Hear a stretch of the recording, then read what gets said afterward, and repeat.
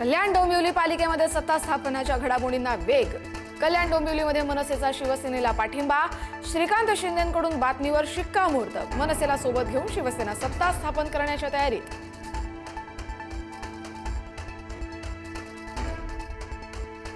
मुंबईतील ठाकरेंच्या शिवसेनेचे नगरसेवक गट नोंदणीसाठी कोकण भवनाकडे रवाना। 65 नगरसेवक बेलापूरमधल्या आयुक्त कार्यालयात पोहोचणार।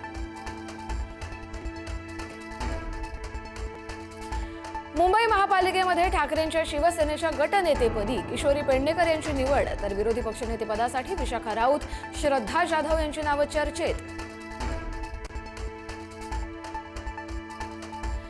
मुंबईचं महापौरपद एसटी प्रवर्गासाठी राखीव होणार असल्याच्या चर्चा। ठाकरेंच्या एसटी प्रवर्गातील 2 नगरसेवकांवर सत्ताधाऱ्यांची नजर असल्याची चर्चा।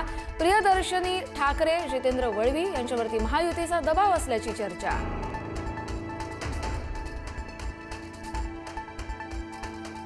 मुंबईमध्ये महायुतीमध्ये वादाची ठिणगी। भाजपमधील टोळीनं आपला पराभव केल्याचा समाधान सरवणकरांचा आरोप। भाजप विरोधातील व्हॉट्सअप चॅट व्हायरल। भाजप पदाधिकारी सायबर सेलकडे करणार तक्रार।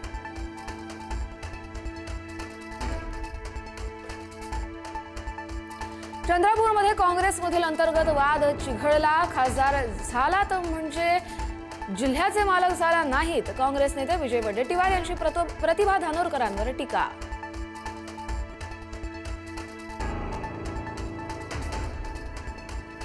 सातारा छत्रपती संभाजीनगरमध्ये जिल्हा परिषद आणि पंचायत समिती निवडणुकीसाठी अर्ज भरण्यासाठी प्रचंड गर्दी।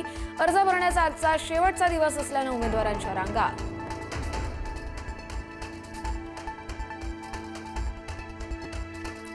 येत्या 2 दिवसात एकनाथ शिंदे दिल्लीच्या दौऱ्यावर। मुंबईतील महापौर पदाबाबत चर्चा करणार असल्याची माहिती।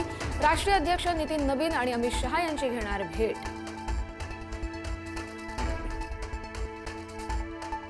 राज्यात भरघोस गुंतवणुकीसह नवतंत्रज्ञानही येणार। रायगड पेण ग्रोथ सेंटरसाठी 1 लाख कोटींचे करार। मोठ्या प्रमाणात रोजगार उपलब्ध होणार। फडणवीसांचा दावोसमधून थेट संवाद। मुख्यमंत्र्यांची दावोसला पिकनिक सुरू। राऊतांचा टोला। देशातील कंपन्यांशीच करार करायचे होते तर परदेशात जाण्याची काय गरज होती? संजय राऊत यांचा खोचक सवाल।